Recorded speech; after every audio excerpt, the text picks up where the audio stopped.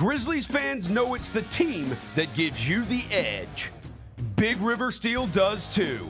And much like the Grizzlies have recruited legendary talent, we want you to be part of our team. Are you ready to be part of something legendary? Then visit www.bigriversteel.com. That's www.bigriversteel.com.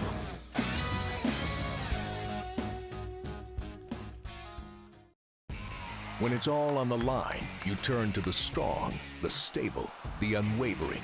To those with a history of raising their performance, to meet the moment. It's true in basketball. It's true in banking. Grizzlies Checking from Pinnacle. Play hard. Bank easy. Open a Grizzlies checking account with at least $100 and a recurring direct deposit by August 31st, and you could receive a $200 direct deposit bonus into your account. Details at grizzliesbanking.com. Member FDIC.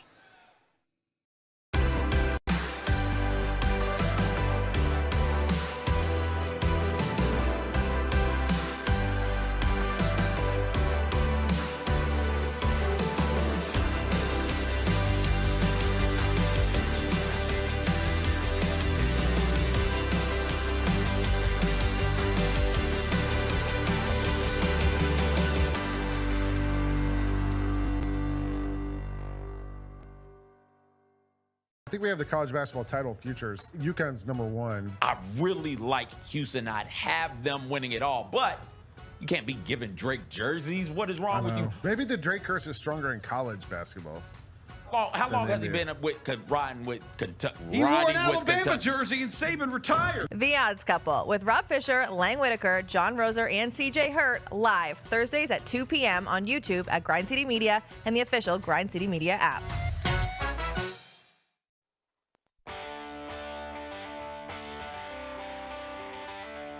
Live from the Bill Ford Tough Studio at FedEx Forum, it's the Gary Parrish Show, presented by Ortho South, on YouTube at Grind City Media and the official Grind City Media app.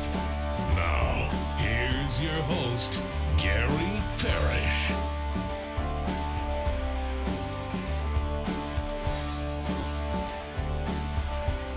All right, I'm here. My name is Gary Parrish. I'm speaking to you from the Bill Ford Tough Studio, FedEx Forum, downtown Memphis. Bennett Doyle right there producing the program. Glad he's with me. Glad you're with me. Hope you're getting through the day best you can.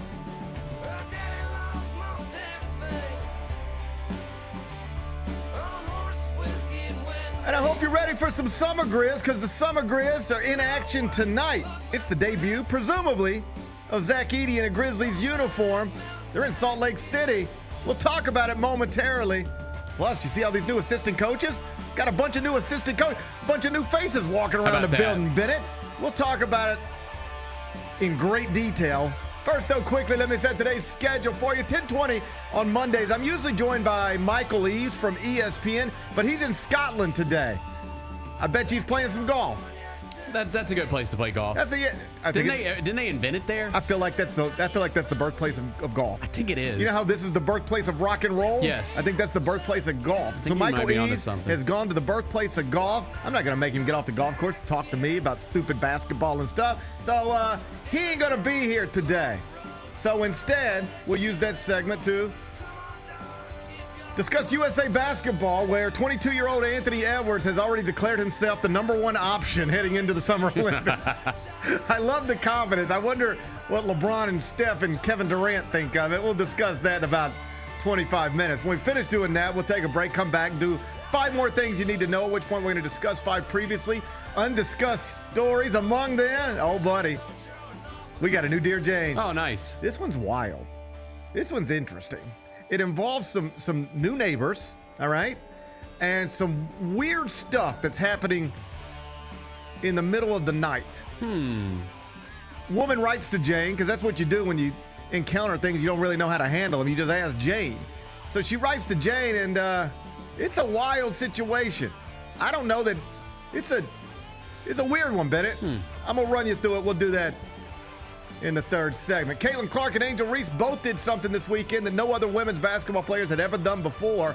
I'll tell you what it was in just a bit. A growing number of Democratic leaders spent this weekend calling for President Biden to step aside in this presidential race and allow somebody else to run against President Trump. We are living in some bizarre political times. I'll get you updated on that situation a little later on in the show. Paul Skenes was named an NL All-Star this weekend, less than 2 months after making his MLB debut for the Pirates. He is the first ever person to be selected number 1 overall in a draft in a year, and then in the subsequent year, be an All-Star in Major League Baseball. History made. If the decision makers are smart, they'll let him start the All-Star game. We'll spend some time on that a little later on in the show, and an absolutely horrific story emerged from the region this weekend. Did you hear about this? 22-year-old man. He was in jail in Nashville for beating his ex-girlfriend and had his bond lowered by a judge. And when that happened, he was bonded out. And less than 2 weeks later, he's back in jail after being charged with the same woman's murder. Yikes. Violent criminal, bond lowered, released, immediately commits another violent crime. The young woman's father talked to the media about it. Just a sad, sad situation. I'll tell you what he said about the whole deal during a segment we call 5 More Things You Need to Know. Then around 11:20, Team Thad's Norton Hurd going to join me in studio. It's Peach Jam Week. I don't know if you knew, but it's Peach Jam Week, so we're going to catch up with Hurd. He'll help us get ready for that. We'll do that around 11:20. Then we'll eventually do GP's carry out and call it a day. So that's the rundown. We got a lot to get to, but I did want to start, if you don't mind, Bennett, with the NBA because I like the NBA. You know, it was just last week. We were mostly focused on the NBA draft. What would the Grizz do with the 9th pick? That was the question heading into that week. And then, of course, on Wednesday, we find out the answer. They selected 2-time National Player of the Year, Zach Edey out of Purdue. That was on the night 1 of the 2024 NBA draft. Later tonight, he's going to make his debut for the Summer Grizz. 8 o'clock, Grizz Jazz inside in Salt Lake City. That's where we're going to play it. You can watch it on the Grind City Media app. Rob Fisher going to be hosting tonight. Pre-game coverage. Kelsey Wright-Johnson, Lang Whitaker also going to be in studio. Mike Wallace going to be on site in Salt Lake City. John Roser producing, Robbie Weaver direct. Big day around here, Bennett. It is a big day around here. Zach here. Edey making his Summer Grizz debut. You ready for it? You fired up? I am very fired up, actually. This is the most excited that I've been about Summer League for the Grizzlies in a long time, just because not only him, you just got multiple guys on this team that are going to be expected in some way to contribute for the Grizzlies this year. I can't remember a time when we've had more guys on a Summer League roster that are going to probably be contributors for the Grizzlies in the upcoming season. Well, how often do you have a possible, if not probable, starter, right? You know, for a Western Conference contender playing in Summer League. Like, that's not a normal thing. Like, you ready for this? I don't think you'll see another projected Western Conference starter, or at least not many, playing in Salt Lake City or Las Vegas or in Summer League. But the Grizzlies, because they had a need at center and they used a top 10 pick on a center, most people are operating under the assumption that Zach Edey will be the starting center for the Grizzlies on opening night. Talked to Zach about it last week. He said he don't make the lineups. Taylor Jenkins does. But obviously that's the goal. He acknowledged that, yes, he would like to be the starting center on opening night. So there's going to be a lot of eyeballs on this tonight. I told you and CJ earlier, like CBS Sports HQ has already hit me up to come on tomorrow morning to talk about whatever happens tonight, specifically with Zach Edey. He is not just, a top 10 pick. Alex Sarr is also a top 10 pick, a top 2 pick. I don't know that most people would recognize Alex Sarr if he were just walking around. He just looked like a tall guy. But like, who is that? You wouldn't know. People know Zach Edey. He's been on television nonstop for 4 years. And in 2 of those years, he was the National Player of the Year. He's played in the Final Four. He's played in a national championship game. So there will be a lot of eyeballs and attention on him, not just because he's such an accomplished college player, but also because he's such a divisive, polarizing prospect. There are people who really do believe in him. The Grizzlies obviously on the list of people that fall under that umbrella. There are also people who really question this. We talked to Michael Eaves about it last Monday. And, he was skeptical for all of the reasons other people who are skeptical are skeptical. But I did think Zach said something interesting last week, which I think is also accurate. And that's that when people talk about him, they really spend 90% of the conversation on his perceived weaknesses and rarely get to his undeniable strengths. Most of the conversation about him isn't about the stuff that he can do well. It's about the stuff that people think he can't do well, or the stuff that the tape shows that he doesn't do well. For instance, when we talk about, say, Reed Shepherd, most people they start with the shooting, right? They start with the strength. When you talk about Zachary Ricochet, like whatever the strengths are, like people start with them. Most conversations about prospects and young players start with a conversation about the strengths, but with Zach Edey, the conversation almost always starts and concludes with people focusing on, a perceived lack of foot speed, mobility, those types of things. So it'll be just interesting tonight to see how all of that shakes out. And again, no matter how it shakes out, there's going to be people chiming in on it on social media all over the country. This will not just be a little Grizzly story. Honestly, like Gigi Jackson is kind of just a Grizzly story. Jaylen Wells is just a Grizzly story. DJ Jeffries is on this roster. That's just a local story. But Zach Edey is going to be on SportsCenter tonight for one reason or another, either because he was good or he was bad or he was whatever. But Zach Edey is going to have a prominent space. Like they're building blocks around Zach Edey tonight on SportsCenter. So it's obviously a big night for him and a big night for the franchise. Again, you can watch it all on the Grind City Media app. This comes just days after the Grizzlies formally announced that they had signed Zach Edey and Jaylen Wells to their rookie deals. Zach's deals, it's on a rookie scale because he was a first-round pick. So it's going to be, he'll be making something around $5 million per year for now. Jaylen Wells' deal, he was a 39th pick. So it's 4 years. He gets $7.9 million. It's basically the same deal Bronny James got with the Lakers. So the two top picks are signed and available tonight. And the man reportedly set to coach him, it'll be a new face on Taylor Jenkins' bench this season. Tomas Isolo? I think that's right. I think you got it. Tomas Isolo. I've been watching YouTube videos on this guy. Seems to be one of the rising stars in international coaching circles. 41 years old. He's from Finland. And he's been the head coach of Parrish basketball, just led them to a Euro Cup championship. He finished the season, his team did, with a 126.8 offensive rating, which might not mean anything to you without context. Here's some context for you. 126.8, that's what Parrish basketball, the offensive rating was this season. That would be a better offensive rating than any NBA team has ever recorded in any NBA season in the history of this world. Okay. I like that. That's a stat. That's an offensive mastermind. That's what YouTube told me. Print that. Offensive mastermind. His Parrish basketball team, they average more three-pointers per game attempts than any other team in the league. And they also led the league in two-point field goal percentage. He's been called an offensive genius by people way smarter than me. How you like having an offensive genius on staff? Another one? I do. Because that's and you ready for this? Five other, a total of 6 new assistant coaches. When you look at Taylor Jenkins' bench on opening night, whoever's starting in center, we'll figure that out later. But there are going to be 6 faces on that bench that you didn't see last year.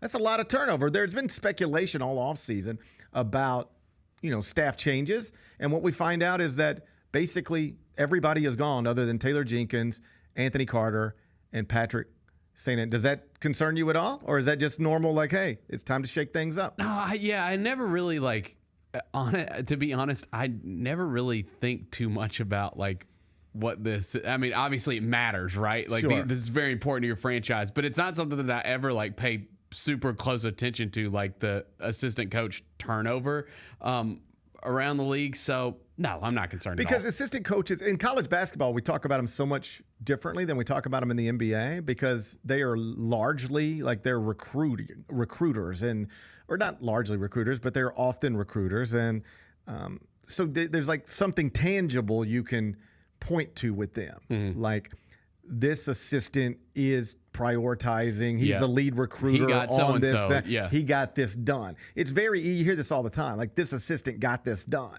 This assistant was the lead recruiter on that thing. Whereas in the NBA, we don't really talk about assistant coaches like that at all. They're not. They're mostly anonymous unless they're famous former players. And I mean, like, you know, who knew? Did you know Taylor Jenkins before Taylor Jenkins was the head coach of the Memphis Grizzlies? I mean, you'd probably heard the name. I mean, sure. Right. But like, you know, like he's a mostly anonymous guy until he's an NBA head coach. So NBA assistant coaches aren't household names. So we don't spend a lot of time discussing them. But 6 new ones is that's unusual. Let's just put it that way. It's unusual. Let me run you through them real quick. Okay. Tomas Isolo, I just told you, he is the Parrish basketball coach. Modern, innovative, offensive genius, all that stuff.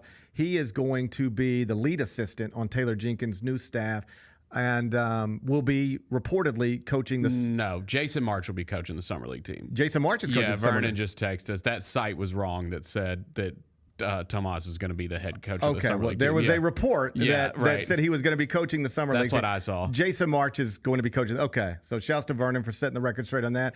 But you'll see him on staff with Taylor Jenkins this season. Joe Boylan is another new assistant. He's been in Minnesota with Chris French. Noah LaRoche is a new assistant, well-regarded player development guy. He's been with Integrity Hoops. Some of this stuff had been reported previously, but it was all formally announced this week. And Eric Schmidt, Grizzlies head video coordinator last season, he is now going to be on the bench. And like you mentioned, Jason March, formerly head coach of the Memphis Hustle, has previously coached Summer League, will be coaching Summer League in Salt Lake City. He's now on the staff with the Grizzlies, no longer head coach of the Memphis Hustle. I don't want to speak for Jason, but I'm happy for him.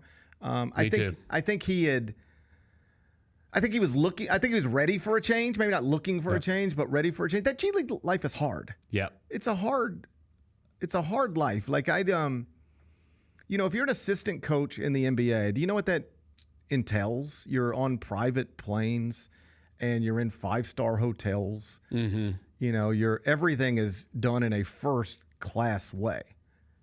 When you are in the G League, it is the exact opposite.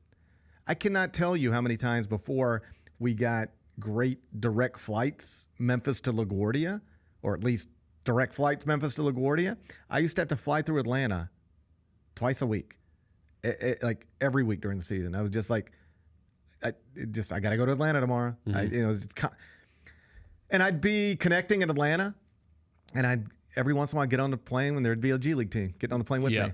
And I'd take my seat, and they'd walk right past me to the back. And suddenly it'd be like, oh, man, that guy was an All-American at Ohio State 2 years ago. Now he's in 41B in the back of the plane, flying across the country, commercial, and then getting ready to go play a game in an empty arena that'll be streamed somewhere.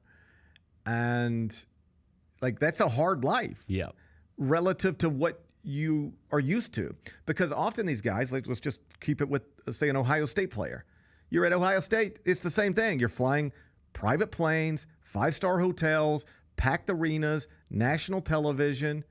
Like, Cam Spencer's life is about to be very different. Mm-hmm. All right? He just spent the past year playing for the, best team in college basketball on national television every game, in packed arenas basically every game, like flying and lodging in a first-class way.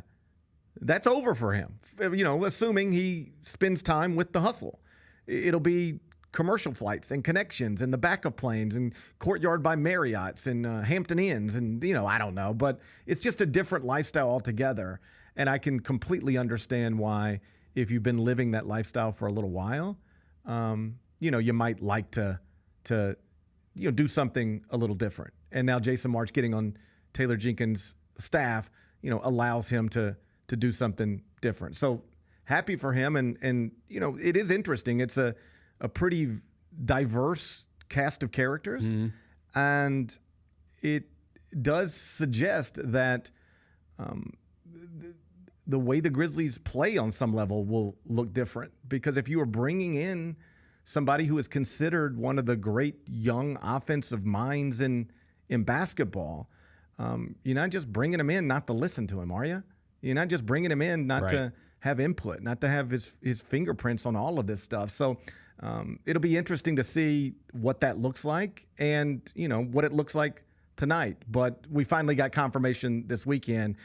Taylor Jenkins' staff this upcoming season is going to look a lot different than it has looked in previous seasons, than it looked even as recently as last season. So 8 o'clock tonight, Grind City Media app. Your Summer Grizz in action for the first time.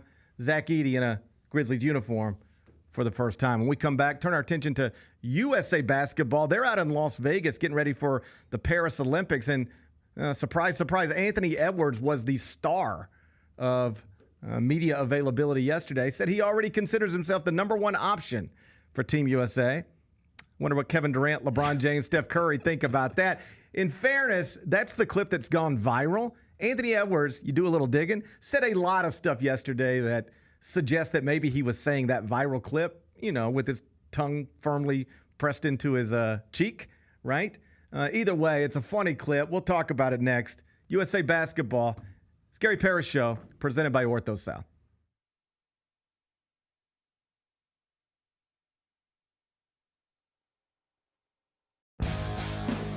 Grizzlies fans know it's the team that gives you the edge.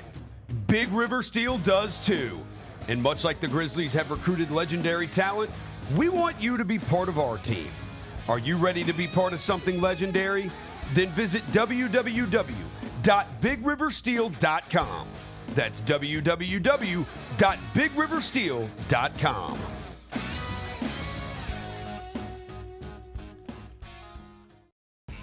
When it's all on the line, you turn to the strong, the stable, the unwavering. To those with a history of raising their performance, to meet the moment. It's true in basketball. It's true in banking. Grizzlies Checking from Pinnacle. Play hard. Bank easy. Open a Grizzlies checking account with at least $100 and a recurring direct deposit by August 31st. And you could receive a $200 direct deposit bonus into your account. Details at grizzliesbanking.com. Member FDIC.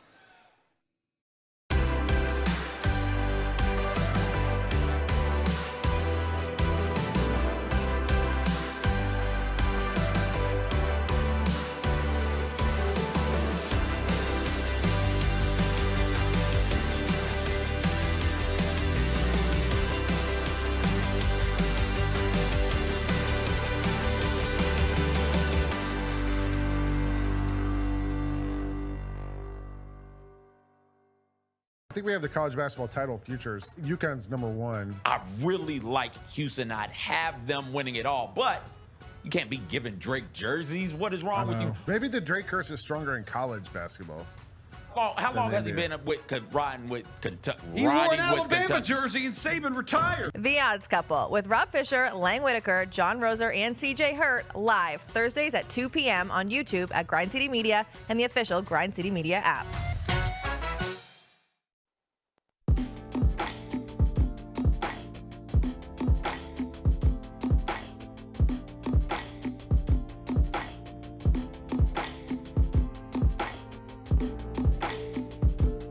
Welcome back, Gary Parrish Show, presented by Ortho South. Norton Hurd from Team Thad is going to join me a little later on in the show. Peach Jam coming up. Get started later on this week. I'm going to be traveling to Augusta, Georgia. Fly into Augusta, it's always confusing. It's a little bit like a Memphis, West Memphis type of thing. Mm-hmm. There's Augusta, and then there's North Augusta. And North Augusta, just like West Memphis, totally different state. So you fly into Augusta, Georgia. You stay in Augusta, Georgia, but then you cross the state line. You're in North Augusta, South Carolina. Peach Jam going on. Team Thad will be there. Norton Hurd to talk about it with us.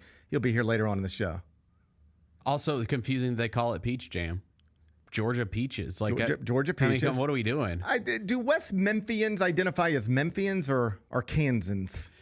I think they might have used to. I don't know if they do anymore. Where are we at on West Memphis? They're doing well over there. They are? Yeah. You been to Southland lately? Not as much as I'd like to. Yeah. They're doing. West Memphis is thriving right now. It looked like I drove through there. It looked like it was thriving. It's nice over there. That's the wiffle ball capital of the world. It's nice over there, man. They make some incredible wiffle ball players in West Memphis, Arkansas. I don't know how they do it exactly, but they get it done. So it's a little bit like that. Memphis, West Memphis, Augusta, North Augusta. Either way, most of the best high school basketball players in the country will will be there. Almost every relevant college coach will be there. I'm assuming Penny Hardaway will be there at some point. Norton Hurd going to be in studio with us. He'll be here around 11:20. In the meantime, USA Basketball has convened out in Las Vegas, where the team is pretty regularly being compared to the 92 Dream Team.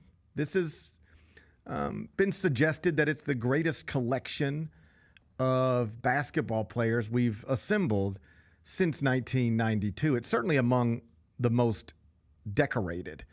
And so LeBron James and Steph Curry and various other members of the team met with the media yesterday in Las Vegas, and Anthony Edwards emerged as the viral sensation that he has become. Among other things, he said that he considers himself the number one option for USA Basketball and that Steph and LeBron and KD and everybody else will have to learn how to fit in around him. Do you think he means it or he's just being funny?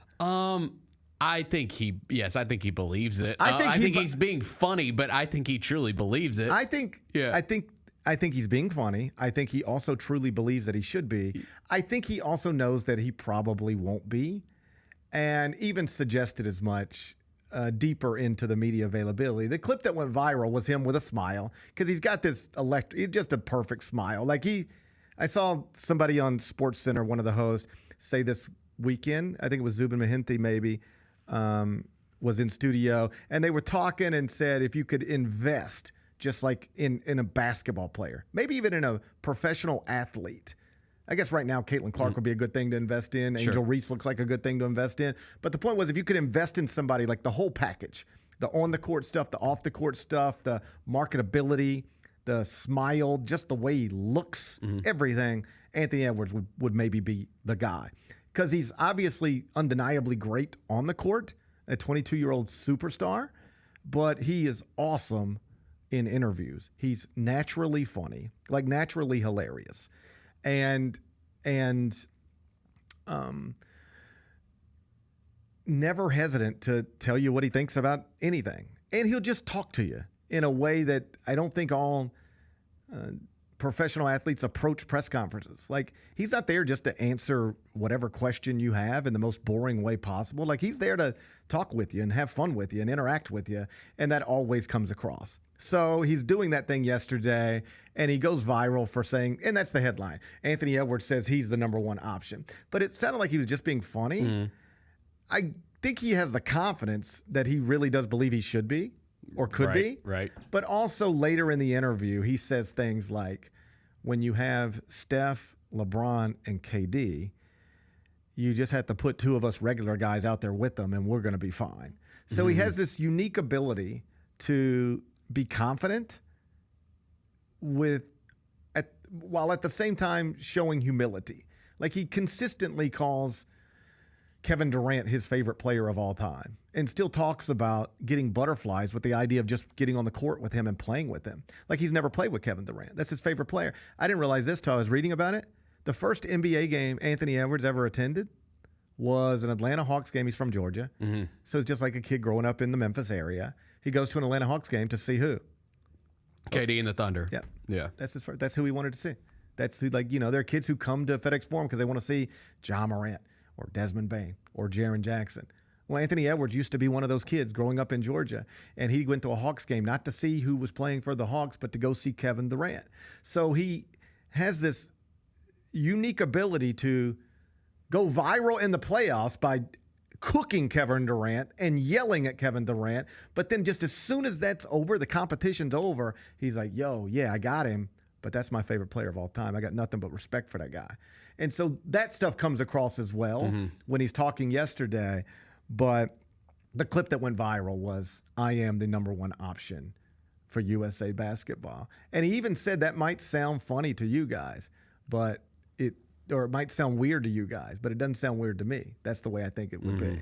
So it'll be interesting to see exactly the push and pull, because he's one of only two guys who were on the previous USA Basketball team who were invited back, Tyrese Halliburton being the other. Yeah, I'm annoyed. You're annoyed by that? You're offended on behalf of Jaren Jackson Jr. Yeah, I'm annoyed. Well, okay, here the thing is I just had always assumed that he was going to find his way on this team because, like, I'm surprised that Joel Embiid, Kawhi Leonard, even Anthony Davis are actually going through with this and playing. I just figured that some of these guys, like, would forego it just to rest. I think this is one of those where nobody wanted to forego it because it seems something special, like something different. Like this is the last time. I think you can reasonably say this is the last time LeBron James ever plays in the Olympics. Yes.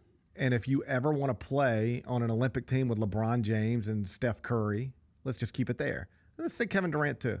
If you want to play on an Olympic team with LeBron James, Steph Curry, Kevin Durant, three of the I don't have a list in front of me. Let's call them three of the top 20 players of all time just so you don't have people arguing about it. But it could be top 10 when it's all over. But like three of the all-time greats. You ever want to play with them, represent your country on an Olympic stage? Well, then this is when you got to do it. I think going to Paris is part of it too. Like, you know, you're not going to, I don't know, I guess any place that hosts the Olympics would be an awesome place, but Paris is Paris, right? So I just think the reason none of these guys backed out or chose rest or I don't know that they invited anybody who said no. I think everybody they invited said, I'll be there. If healthy, I'll be there. Because this seems to be a unique situation, something that seems different than other Olympic teams and other Olympic games. You don't think we have any issues? Cruise to a gold medal? Oh, I don't know that at all. Yeah. No, I mean, the competition's as good as it's maybe ever been at this point. I think that's. I mean, you got star power all over this thing, right? And these other teams, these other countries, they tend to, you know, have more time to play together. They've been playing together. Whereas, you know, these guys they really do just show up in Las Vegas like this past weekend. And then it's like, all right, we'll practice a little bit, we'll play a couple exhibitions, and then it's off to Paris. It's like, do you realize LeBron James and Steph Curry are going to presumably be starters on this team? They've never played together. Right. You know? Right. That's crazy. Outside of like an all-star game or something like that. Yeah. I mean, we saw what happened in FIBA, and obviously this is a different team, but I mean, we know Canada's going to be good. Serbia's got the best player in the world. You've got the two giants in France, and it's that they're the host country with Wembanyama and Rudy Gobert. So like, there's star power all over this thing. Sure. It'll be fun. Yeah. It'll be fun, and I think more likely than not, what you'll see is there will be a Steph Curry game. Yeah. And there'll be a Devin Booker game, and there'll be a Joel Embiid game, and there'll be a Jason Tatum game, and there'll be, an Anthony Edwards game.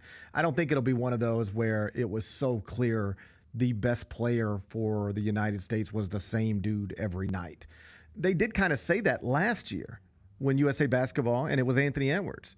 They were all like, we don't know who's who, but once they got going, it was like Anthony Edwards has emerged as the leader of this team, as the guy on this team. I don't think that'll be the case here. Like LeBron and Steph and KD will be the faces of it, but I don't know that they'll be the best players, and I don't know that it'll regularly be the same guy. I mean, you've got some of the greatest and most talented basketball players of all time, many of whom are still very much in their primes. Yeah. Jason Tatum just won a title. Right. Any of these guys could go out and score, not any of them, but like I don't think Drew Holiday's going out and scoring 35 for you.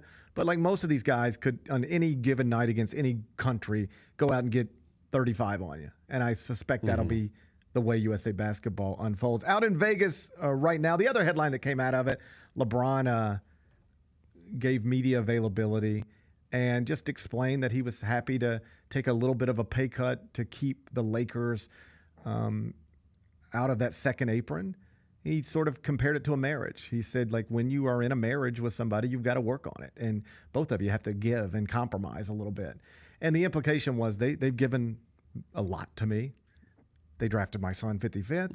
And it's not a quid pro quo type thing, but it seems, I don't think it's a coincidence that in the same 2-week period that the Lakers used a draft pick on LeBron James' son, LeBron James was willing to take a bigger pay cut reportedly than he actually took if it meant getting Klay Thompson, and still took a pay cut to, save the Lakers front office ownership group some money by keeping him out of the second apron. He also was asked specifically about Bronny, and he said, yeah, he's aware of the conversations that are happening, but he's really not that tuned into it, and he also does not care. He just does not care what the world thinks of how he got to the NBA or why he's in the NBA. Do you think that's even possible, to genuinely not care? No. I'm always just confused by that when people say things like so-and-so doesn't care or I don't care, because it's just impossible for me to imagine not caring if, the entire sports world is out there debating your ability, debating and discussing your place in basketball. I don't know how you would not care about that. But LeBron seems to suggest Bronny does not care. He's not caught up in it. He's not bothered by it. He knows it's happening, but he's just focused on trying to develop and be the best basketball player he can be with little regard for anything else. His debut this weekend wasn't great. Did you see that? Did you see the graphic that was What was it? I don't know if it was Sports Center or one of these big pages that put out a graphic, but usually you see it. It's like Ja Morant, 25 points, 10 assists, 2 steals, something like that. And Bronny's, the first thing you see is 21 minutes, and it was I swear to God, they did it trying to make it look like it said 21 points. Oh. It was just lame, and so he's getting clowned for that. I'm sure it was just a typo. I'm sure it was just a typo by somebody, and, it was just a mistake that had nothing to do with nothing. But, yeah, everything connected to him now. Oh, it's all amplified. Yeah. Yeah. I don't even know what other rookies really played this weekend or what they did. I gather Dalton Connect hasn't been that great either. Mm-hmm. But, I'm very aware of, what Bronny James did, because I'm going to be very aware of everything that he does. He has some knee swelling, not going to play didn't play in the Lakers' second preseason game, but is expected to be back in action later on this week. So that was the big headlines outside, emerging from Las Vegas with USA Basketball. Anthony Edwards identifying himself as the number one option, and LeBron James speaking on Bronny James and explaining exactly why he was willing to take a pay cut from the Los Angeles Lakers. When we come back, we got a new Dear Jane. Let's go. These neighbors, so these people move into a neighborhood. Mm-hmm. And their neighbors seem like the nicest neighbors in the world. Oh. But at night, things are getting a little weird.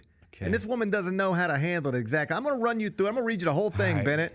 Then I'm going to let you tell us how you would handle this situation. It's a Dear Jane coming up next. Garrett Parrish Show, presented by Ortho South.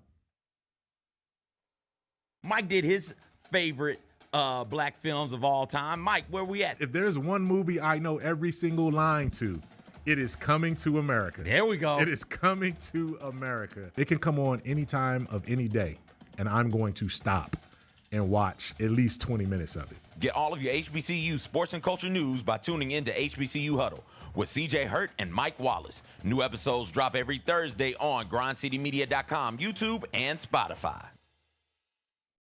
The Grizz Girls are no ordinary dance team. They're known across the NBA for setting the standard for world-class dance and entertainment. From hip-hop to jazz, the Grizz Girls do it all. And they're looking for talented dancers with dynamic personalities to join the team. Do you have what it takes to join a premier NBA dance team and entertain Grizz Nation both on the court and in the community? Visit grizzlies.com/auditions now for more information and show us what you've got at open auditions Saturday, July 13th. Now for a limited time, the new $1.99 crispy tender wraps are here at Sonic.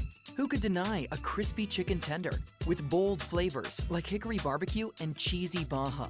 And we can't forget the crisp lettuce and melty cheese to make the perfect bite. Wrap yourself up with some TLC, tender, love, and chicken for only $1.99.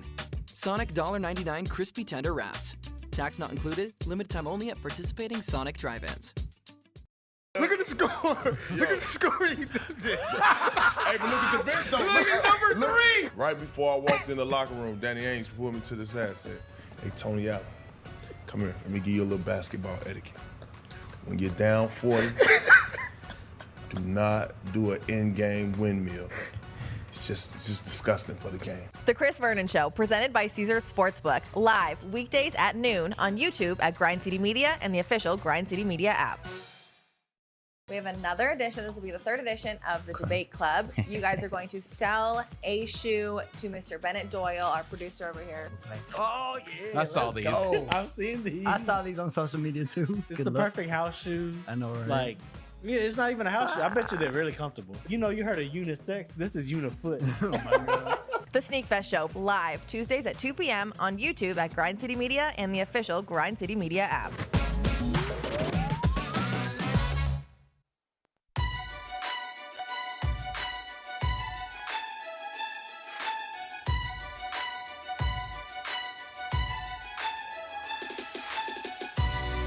Orthopedic injuries can be unpredictable, unforeseen, and unscheduled, and Ortho South understands this better than anyone. Since your injuries don't make appointments, you don't need to either. That's because Ortho South welcomes walk-ins during the weekdays and the evenings and even on Saturdays. So next time an unforeseen injury makes an unscheduled appearance in your life, visit Ortho South to find visit orthosouth.org to find your nearest urgent care location. Just walk in, and Ortho South will take care of everything, especially you. Learn more at orthosouth.org. That's OrthoSouth at orthosouth.org. Now, I got 5 more things you need to know. Number 1. We got a new Dear Jane. What's up? Big Bet Bennett. Hit me with it. Okay, this is a wild one, all right? Tell me what you would do with this situation. Here's what this lady wrote, all right? Just going to read you straight from the top. Dear Jane, my husband and I moved into a new house last month, leaving behind our apartment and city life in favor of a much more spacious home in the suburbs. Done that before. Okay. Sounds like my life. To say it's been a culture shock would be a big understatement. I remember that feeling. But I vowed to myself that I would embrace the positives of suburban life and made a big effort to introduce myself to people in our neighborhood, specifically our neighbors on each side. There isn't really a huge sense of community when you're living in a high-rise apartment building, and that's something I was really excited about in our new move. The couple on our right, they're sweet, but very elderly. Speaking to them requires a very raised voice, if that makes sense. They can't hear. You know, they're old and they can't hear. It happens to the best of us, you know? So, that's what's going on with them. And I confess, the woman writes, I was a bit concerned that my visions of backyard hangouts with our neighbors were going to evaporate when I met them. Thankfully, the couple on the left were just a few years older than us, very friendly, and seemed incredibly eager to welcome us into the neighborhood. On our first weekend in the new house, they hosted us for a barbecue and invited us over to spend July 4th with them. How nice. That's awesome. That's sweet. Said we could use their pool whenever we wanted. Oh, wow. Yep. And it honestly felt like my sitcom-style dreams of neighborhood best friends had come true. Oh, man. How sweet. That's great. Yes. But the night of that barbecue, we heard some horrifying screams coming from their backyard. I have never really understood the term blood-curdling, but this terrifying noise made me realize exactly what they're always going on about in these movies. I'm not joking when I say I ran out of the door and into our yard to peer over the fence and check that everything was okay, but there was nothing to be seen. The next day, I went around to make sure nothing was wrong, and when I mentioned the screams to the neighbors, they looked at me with complete blank stares, and they said they hadn't heard anything and asked if it was maybe a nightmare. By that point, I was so nervous and frazzled that I just sort of shrugged it off. Days later, the screaming started again. Once again, I ran outside. Once again, there was nothing there. 2 days after that, bright light started shining in our bedroom window on and off, almost like a police searchlight from a helicopter. When I looked out, it seemed to be coming from their backyard. But when I went outside, it had once again disappeared. Again, I went over to ask them if they'd seen anything, and again, I got blank stares. Then the screams came back again last night. I know I sound like a crazy person here, but I can't help but feel like they're playing some kind of twisted prank on us. There's no way that they're not hearing the same screams that we are. In fact, I'm surprised the whole neighborhood hasn't complained at this point. They seem so nice on the surface, so I feel ridiculous even blaming this on them, but this whole thing is really starting to freak me out. I've told my husband I want to call the police and have them check things out, but he is worried doing so might alienate us from the neighborhood entirely. Do you think I'm being insane, or do I have a legitimate cause for concern? Bennett, what do you think's going on here? Dude, I don't know. Why would there be blood-curdling screams coming out of their backyard? What's the light, too? I don't know. What's the light all about? I don't know what's going on. I don't know. Dude, this is like let's start with the most obvious possible explanation. The Occam's razor of this deal. Okay. I don't know what that means. Occam's razor, I believe. I believe, is a theory based on the most sensible explanation for something is the accurate one, right? Mm-hmm. So if but what's sensible about what's going on here? Okay, so like for instance, let's say it snowed last night. You see footprints in the snow walking from the driveway to your front door. Mm-hmm. You see an Amazon package sitting on your front steps. What can you reasonably conclude from that? An Amazon driver delivered a gift, right? Yeah. That would be the most sensible explanation for that. What would be the most sensible explanation for this? She's having bad dreams. She thinks this is real. Oh, yeah. She's having bad dreams. This is all she's imagining all this. Yeah. She's waking up and she thinks all this stuff is happening because she's just disoriented or whatever. But this stuff isn't really happening. It's happening. She's imagining this stuff. That's the most obvious explanation, except she says she's talked to this about with her husband, and her husband's not saying, baby, you're just having bad dreams. The letter seems to imply he hears this stuff too and sees this stuff too, because a lot of the letter is like, and then we saw this and the light came into our window. I don't take from this that she thinks that this is just in her head. I think the husband needs to take more initiative here. I think the husband needs to take more initiative here too. Yeah, I think when it's like scary stuff and screaming and things of that nature, I think that's when the husband has to step in and make sure everything's okay. Yeah. You know? I think you got to step in. Like if I heard something. Like I put a lot of stuff on my wife, and like even with the neighbors and stuff, I'm like, hey, can you go? I don't want to deal with that. I'm not good at that kind of stuff. You're good at that. I'm Yeah. not. But like I think when it comes to like scary stuff, I think that's when the husband's got to jump in and handle it. Don't you have to? Okay, if all this stuff is happening, we all have phones that can record immediately. Why don't you need to record this stuff? Why not? Yeah. You need to record it. Yeah. Next time it happens, go get your Ring camera. Here's my solution. Let's put a camera outside. Yeah.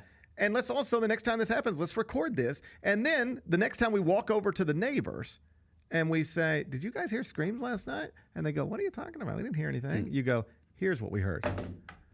Yeah. You didn't hear this? Well, this is concerning that you're not hearing this, but we clearly are. We're going to take this to the authorities and get it checked out. You guys want to come with us? You guys want to help us with this? Well, that's a little aggressive. Is that aggressive? That's aggressive. I thought that was a way to make it like, no, we're hey, trying to solve the problem with our neighbors. We're not trying to point fingers, okay? No, I wasn't pointing. That was my way of not pointing fingers. That was my way of saying, I don't think it's you guys, but like, you guys want to help us figure this out? Oh, yeah. Okay. I was putting my arm around. Is there a problem here? Yeah. Yeah, like, hey, I know it's not. I know you guys aren't the weirdos. No, but look what someone's doing in your backyard. But like, this is wild stuff. You. We got to figure this out. And it feels like it's coming from your backyard, but it's wild that you don't hear from your backyard. Are you not concerned about your own backyard? We need to come with me. Let's talk to the authority. I don't know how. Is that the way you do it, dude? I really don't know. We moved not too long ago, and I'm so glad that we have cool neighbors, because that's like the biggest fear is that you move somewhere, you want to be comfortable, and you have an awful neighbor. We have good neighbors. We have good neighbors too, and I'm so glad. Like, I would hate to be in this situation. Our kids will go, like, same type of deal. Go in their backyard, that kind of thing. I'm talking about our neighbors to our left, like when our kids were younger, would literally buy snacks for our kids and keep in the pantry. And like Oliver and Louie, when they were little, they would crawl through. If we couldn't find Oliver or Louie, they would be. We knew they were over there. They would crawl through their dog door and go into their pantry and get snacks or popsicles or whatever, and then come out of the dog door. Like that, we have those types of neighbors. Yeah. They buy things for our kids for when our kids just happen to come over and whatever. So like having good neighbors is important. It's very important. I wouldn't want these people yelling in the backyard all the time. No, I think you got to go to the cops at some point. And it doesn't matter whether you feel like you're like at some point. Peace of mind is important. Yes. Yeah. At some point, it's like I don't care if I'm alienating myself from the neighborhood. All I'm doing is reporting. Someone's dying every night. Yeah, there's something weird going on, and that's all I'm doing is trying to get the weird thing to stop. I called the authorities one time. Did you? I called the authorities one time. Uh-huh. I've called the authorities plenty of times. Uh-huh. So one time, there was this dog somewhere. It wasn't one of my close neighbors' house, but it was somewhere near enough, and it would be the middle of the winter, like 17 degrees outside, and this dog would just be barking all night long every night. First off, it's annoying. I could hear it all night. Secondly, it's going to die. It's freezing. Yeah. And I felt like I really did call. I don't know if I called 911, but I called somebody, and I was like, listen, I'm not trying to get in my other people's business, but there's a dog clearly outside. First, it's barking nonstop. I'm trying to sleep. That's, but that I can deal with that. But like, I like dogs. It's cold. Is that okay to be leaving a dog outside like that? Let that dog inside. So can you guys go? I called the cops on my neighbors. Or somebody, whoever. It's risky, GP. But I felt like I was doing the right thing. Yeah. As a dog lover, I felt like I was doing the right thing. And then I called hotel security one time on a couple. I heard a fight.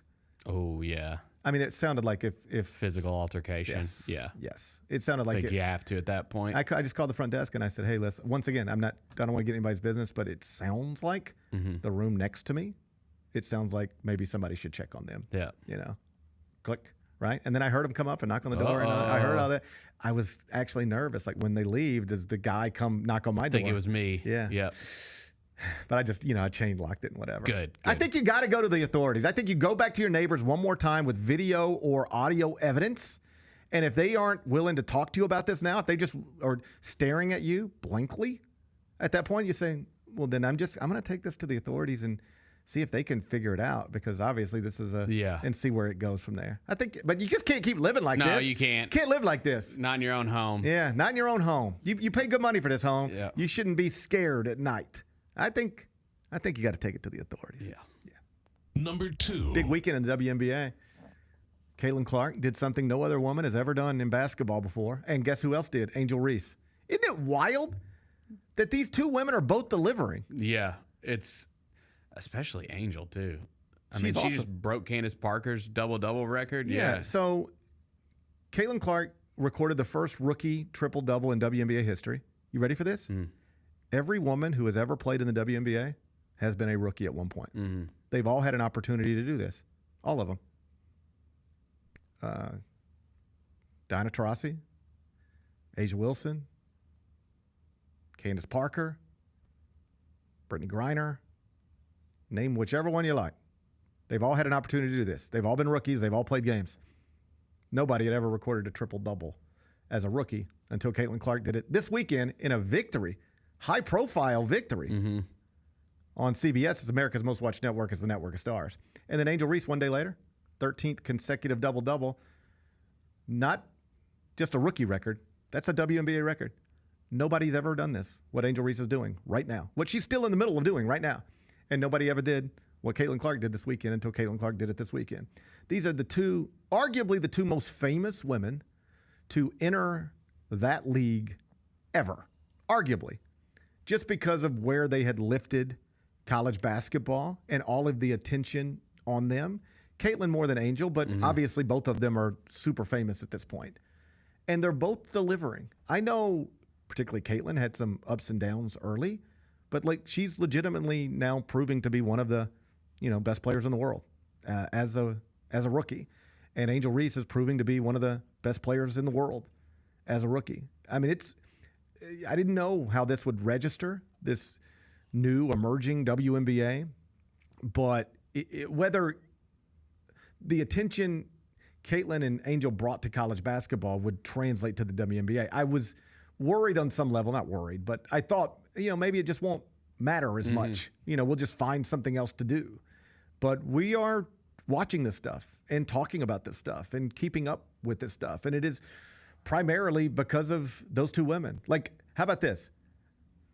There is no game that Caitlin Clark or Angel Reese can play right now that I don't have to I don't have to look for it. I don't have to watch it. It'll find me. People will tell me. It'll be impossible to miss. I'll know how Angel Reese did. I'll know how Caitlin Clark did. That's where we are with the WNBA, particularly those two women right now. Everything they do creates headlines, and they're doing incredibly amazing things on the basketball court consistently. Historic weekends for both of them this past weekend.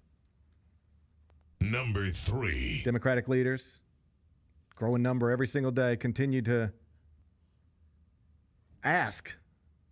insist that President Biden should withdraw from the presidential race and let somebody else take on former President Trump in the 2024 presidential election.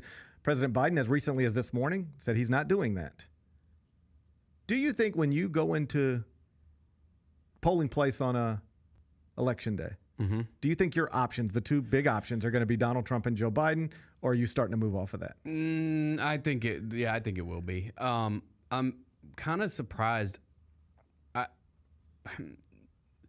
don't know what else you would have done. Probably nothing, but I'm kind of surprised that the campaign keeps doing the whole, hey, it wasn't a great debate, but I'm ready to go. But I would have just not talked about it at all. They keep talking about the debate and how bad it was. Well, I didn't understand the purpose of doing the interview on Friday night with George Stephanopoulos because it accomplishes nothing. It's almost like to put this in sports terms, when you are the University of Memphis and say you schedule a game against Austin Peay, but people already think a certain way about you. All right.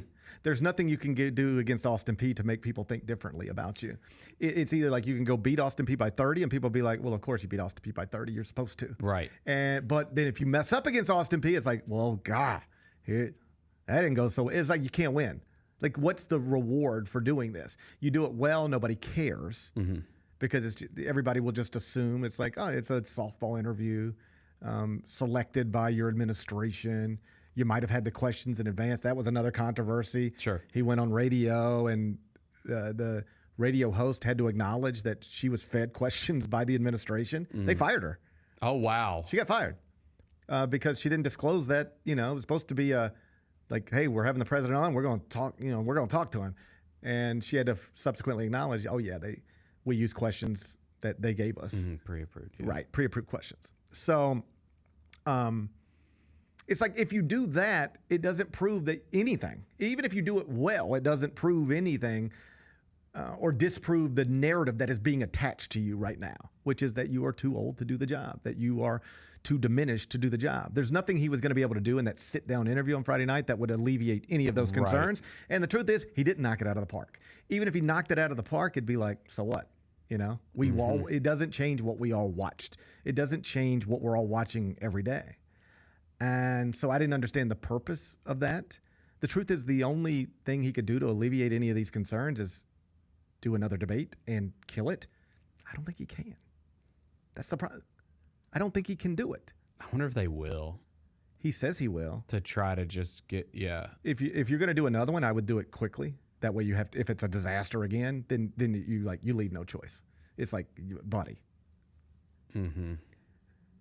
He did say in an interview this weekend, this is what makes me think that when we vote in November, I will not be voting for Joe Biden. I don't mean I'll be voting for Donald Trump. I think it'll be somebody else. Interesting. He continues to say, I'm not withdrawing. I'm going to be the next president of the United States. I'm going to defeat Donald Trump again. He keeps saying all these things. But he also said to George Stephanopoulos, I am willing to listen to, trusted confidants. Give me honest feedback. And the honest feedback is going to be, you do not need to run this race. And the way that I've seen people, because all this stuff is, I don't want to say it's all coordinated, but before Democratic leaders go on television and say big headlines to the world, they've said them to each other. Right. And I saw somebody say this weekend that this is the way they'll convince him to withdraw. They'll say, your legacy is secure. Right now, here's what your legacy is. Your legacy is you're a lifetime, public servant who has done incredible things, and you are the person who made Donald Trump a one-term president. That's your legacy right now. And then you completed 4 years, and when it became clear that somebody else was better equipped, maybe not to run the country, but better equipped to win this election, you stepped aside to ensure that Donald Trump was still a one-term president. That's your legacy right now. That is, you can die, that's the legacy. If you run this race and you lose this race and they start filling up Supreme Court seats again and really continue to change this country in ways that people on the left say is the end of democracy, whether it's true or not, that'll be your legacy. You want to risk that? If somebody puts it to you like that, how do you argue with them? I think he will. I still think that he's going to be the nominee. I don't think he's going to step aside. If he continues to be the nominee and he's on the ticket in November, it will be only because he ignored everybody. Advice, yeah. He ignored everybody except his wife, maybe, Mm-hmm. and let pride get in the way. And I think it will negatively impact his legacy. I don't think he can win this election. I see even friends of mine, people who I know are like-minded, continue to tweet things like, you don't abandon your candidate, and the Republicans would never abandon their candidate because they don't. And so why are it's not about any of that. It's about, you got to win an election. Mm-hmm. What the people keep telling me every time I turn on TV is that this is a very important election. Democracy is at stake. That's what they say. Mm-hmm. Whether it's true or not, I don't know. That's what they tell me. I don't understand how the same people who tell me that can think that it's a good idea to run a man that, do you see the poll this weekend? 70% of Americans do not believe that he's too diminished to do the job. 70% of Americans. That's not just Republicans. That's not just people that watch Fox News. That's also me. I don't think he should be working as the leader of the free world into his mid-80s, particularly when you could just go back, and this will happen to me someday too, right? Yep. It might have already. I don't know. We can't do things the way we used to do them forever. Right. Go watch a debate clip of him from even 4 years ago, and then watch one from 2 weeks ago. They don't look the same. No, it doesn't. They don't look the same. They don't sound the same. Right. It is what it is. And if they continue to reject that what seems like an undeniable truth, it'll cost them. It'll cost them. If they lose this election with him on the ticket, it will be their fault. They're the ones he's the one who allowed this to happen. I don't know, but I'd be surprised if 2 months from now that we are still sitting here talking about Joe Biden's going to be the nominee. I don't believe he'll be on the ticket. We'll be voting for, I don't know who you'll vote for, who anybody will vote for, but the options I think will be different than they appear today. We'll see. Interesting times, isn't it? Yeah, it's wild times. What a world we're living in. What a crazy, crazy time. What a world. Yeah. Number 4. Hey, Paul Skenes. He's on top of the world. He's on top of the world. Man, that dude's got it made. He really does have it made. Yeah. Named an all-star yesterday. Yeah. 22 years old. Is the first player in history to ever be the number 1 pick in 1 year, and then in the subsequent season be selected for an all-star game. Name all the best players in the history of baseball. Nobody's ever done what I just described until Paul Skenes did it. Beat the Mets this weekend. He's a little bit like Clark Angel Reese, doing things that have never been done. And he's now sitting here, called up to the big leagues less than 2 months ago. He's 5-0 with a 2.12 ERA in 10 starts, 78 strikeouts, only 12 walks. He's awesome. Against the Mets this weekend, he didn't even have his good stuff. He was struggling in the first inning. You could see it, frustration on his face. Mm-hmm. You see this all the time with pitchers. It's like they know. They know in the bullpen. They know in the bullpen before they even get on that mound whether they got their good stuff or not. Mm-hmm. And you could see he didn't have it. And he still just overwhelmed them. He had to pitch out of some trouble early, but then he got in a groove and just overwhelmed them. This is a real opportunity for Major League Baseball, too. If they're smart, make him the starter. I think so, too. This whole thing reminds me of Strasburg. It's a little bit. It's a little bit like that. Like he was supposed to be awesome, and he is. Yeah. Strasburg obviously encountered arm injuries later in his career, but he was hyped as the next great thing, and then very quickly he was the next great thing. And Skenes is exceeding, I think, all the expectations. It's a wild story. I think most people know it. He went to the Air Force out of high school. Who? Skenes? He wasn't even a catcher. I mean, he wasn't even a pitcher. I didn't know that. He started pitching, I believe, in his second year at Air Force. They were like, this guy's got a live arm. Let's see if we can pitch. Mm-hmm. And it was so promising so quickly that is when he transferred to LSU. the way I understood it, if he would have returned to Air Force, he would have been locked into like a service commitment that would have interrupted his professional career. So he had, once it became clear, this guy's got Major League Baseball talent, he had to get out of there. Yeah. So then he goes to the SEC, has an incredible season, wins the College World Series, most Meets outstanding Libby. player, finds Livy Dunn. How about that? If Dude, he never is living the best if life. they never discover that he can pitch, he never leaves Air Force. He never meets Livy Dunn. How about that? How about that? You made it, Paul. I wish somebody would discover I could pitch. You also saved this crappy franchise. Like And you're he's the a- savior of this Well, crappy that's the franchise. other thing. You watched the Pirates Mets game yesterday. I know. Right. I know nobody else did, but like the stadium is mostly empty. You watched the Paul Skenes start. Field. Everybody's there. Jam packed. Sold Yeah. out. I don't know if it was actually sold out, but it looked sold out. Sure. He's the star. He's the draw. You get these every once in a while. Doc Gooden, early in his career. Fernando Valenzuela. You're probably too young to remember that one. But Fernando Mania, that was a real thing. Strasburg was a real thing. And now Paul Skenes is a real thing. He should start the All-Star game. If they're smart, it's the same thing, the same argument people were making about the Olympics and Caitlin Clark. Like, this is who people want to see. Don't shy away from it. Embrace it. Put her out there. Yeah. And let her grow the game. Same thing with Skenes. Like, hey, there's this 22-year-old phenom that even non-baseball fans are starting to be aware of. Let's put him on the biggest stage we can put him on, and that's as the NL starter in the All-Star game on the mound. If they're smart, they'll get that done. I am all the way back in on baseball. You're back here? Oh, And yeah. once July rolls around, it's like Well, Yankees and Red Sox beating each other up all weekend. Yep. And the Orioles just O's had a cruising. nice West Coast road trip. You're playing the Mariners this weekend? The Oakland A's. Oakland this weekend. Yeah. I had on one of those Although games. they put up 17 runs in one of those games. I had on one of those games. Now the Orioles are great. Yeah. Mets are back to 500. Mets are back. And Paul Skenes is awesome. We're back. Baseball's fun. Baseball's a lot of fun. I'm having a good time Yeah, with it. Me too. Wait to hear this story. Number 5. You think that's a great story? Wait to hear this one. What's going on? All right. So there's this guy, like 23 years old, and dates this girl. Girl's name is Lauren Johnson. Guy's name is Bryson John Rivers. All right. Just a normal young couple. Dated in high school and then, went their separate ways.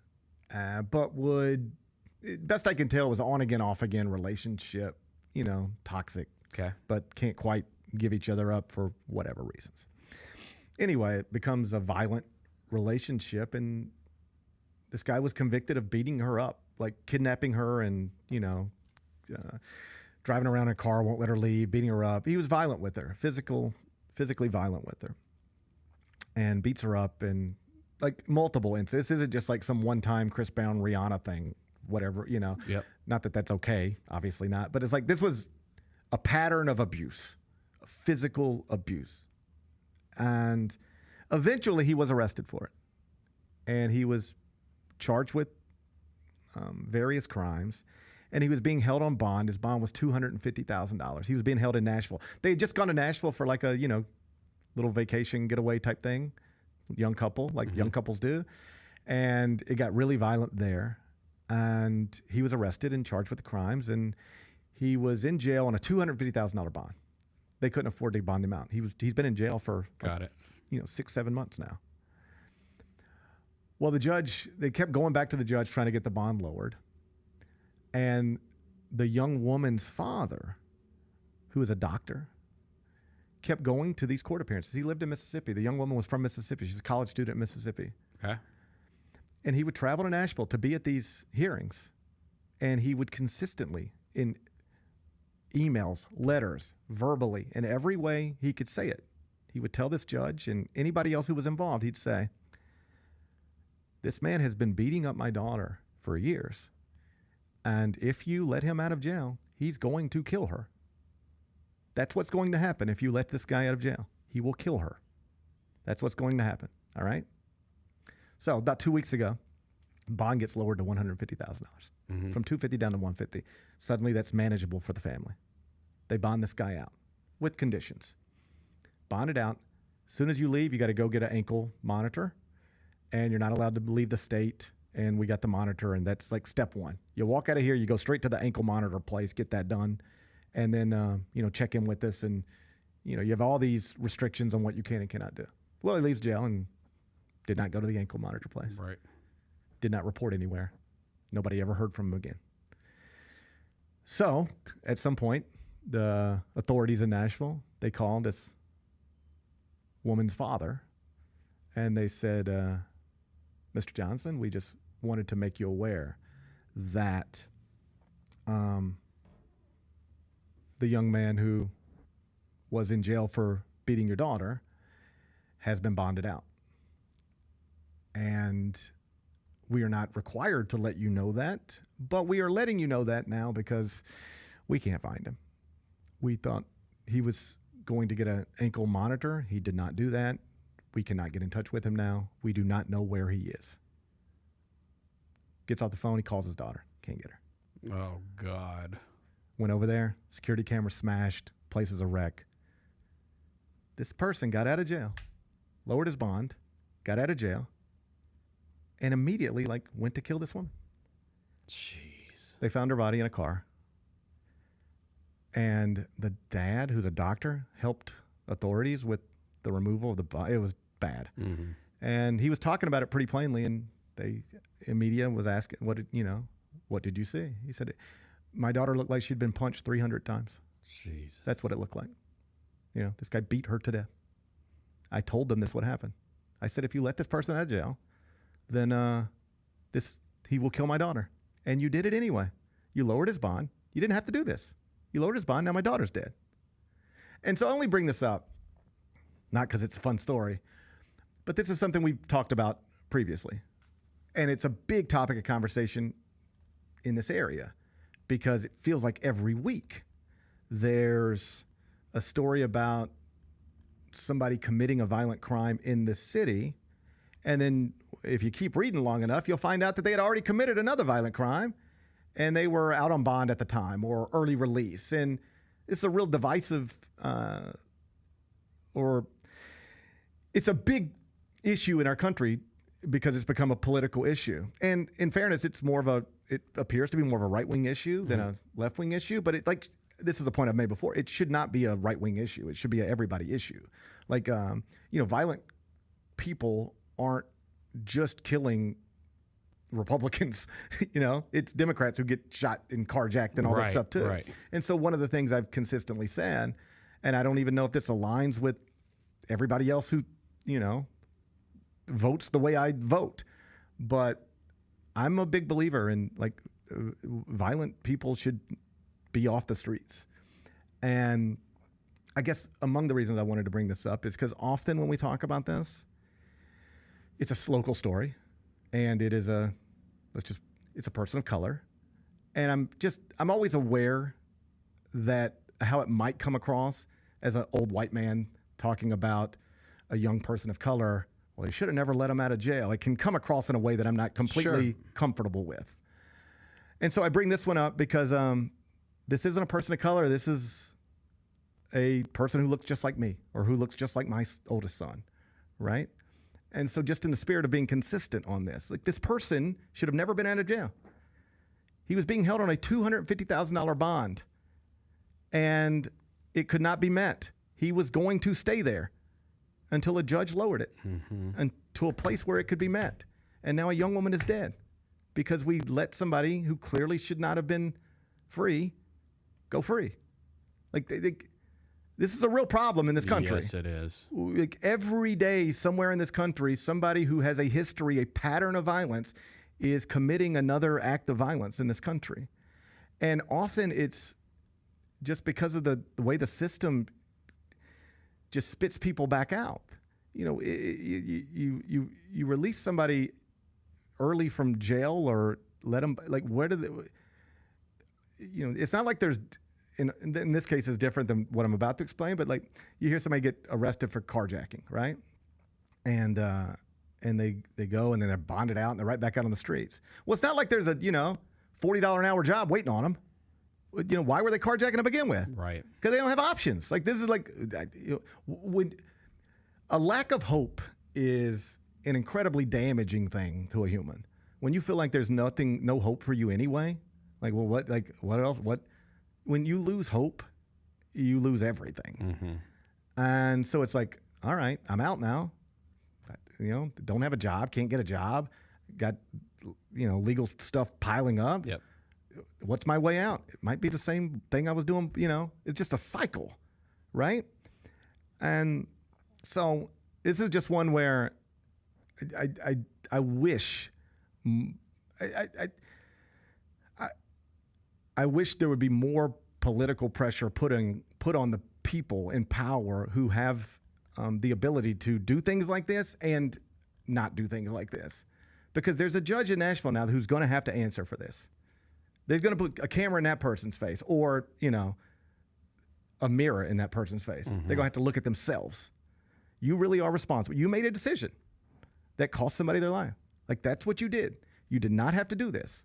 You lowered this bond, and now somebody is dead, and it's not like, oh, I can't believe this happened. The young woman's father told you it would happen. Yeah. He came to you, and he said, I know this young man. I've been watching this for years. I'm telling you what's going to happen to my daughter if you let this person out. And they let him out anyway, and within a week, roughly, he went and killed this woman. Just an awful, awful story that has already started to get some national headlines. It'll get bigger as, things like this do. But just, we knew who this person was. He had already showed us who he was. And, then you let him out of jail and he showed us again. Yeah. Yuck, yuck, yuck. What an ugly story. About halfway through it, I realized I probably should have just picked another topic for number 5. No, it was important. Yeah. I don't know. It's done now. Norton Hurd is the head coach of Team Thad. They're going to Peach Jam later on this week. We'll talk basketball with him. He'll be in studio next. Gary Parrish Show, presented by Ortho South. Shall we talk about our favorite NBA Finals MVPs? Number 3 is a little bit of Canadian history because it's the first and only NBA championship that the country as a whole has. I'm going to go with Kawhi Leonard's second Finals MVP. I still get my little heart warm even thinking about it, and I was there watching every game. IMHO with Lang Whitaker and me, Kelsey Wright Johnson, on YouTube at Grind City Media and the official Grind City Media app. If you look at it as far as the number 9 pick over the years, there's been some pretty good players that have surfaced at number 9. Of course, Dirk Nowitzki, who won a championship. There's been a lot of great guys, but who knows if there is a great guy in this draft. Hey, Grizzlies fans, be sure to tune in to Grizzbeat, where the panel and I break down all things Grizzlies and take a look at the rest of the NBA as well. The show is live every Wednesday, 2 p.m. on YouTube at Grind City Media and the official Grind City Media app. I think we have the college basketball title futures. UConn's number 1. I really like Houston. I'd have them winning it all, but you can't be giving Drake jerseys. What is wrong with you? Maybe the Drake curse is stronger in college basketball. How long has he been riding with Kentucky? He wore an Alabama jersey and Saban retired. The Odds Couple with Rob Fisher, Lang Whitaker, John Roser, and CJ Hurt live Thursdays at 2 p.m. on YouTube at Grind City Media and the official Grind City Media app.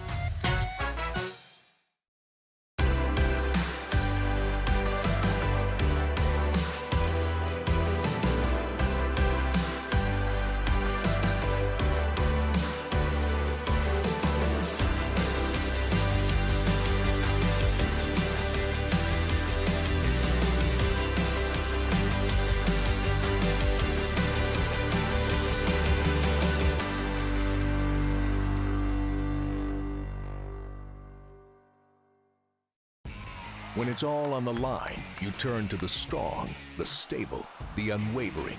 To those with a history of raising their performance, to meet the moment. It's true in basketball. It's true in banking. Grizzlies Checking from Pinnacle. Play hard. Bank easy. Open a Grizzlies checking account with at least $100 and a recurring direct deposit by August 31st, and you could receive a $200 direct deposit bonus into your account. Details at grizzliesbanking.com. Member FDIC.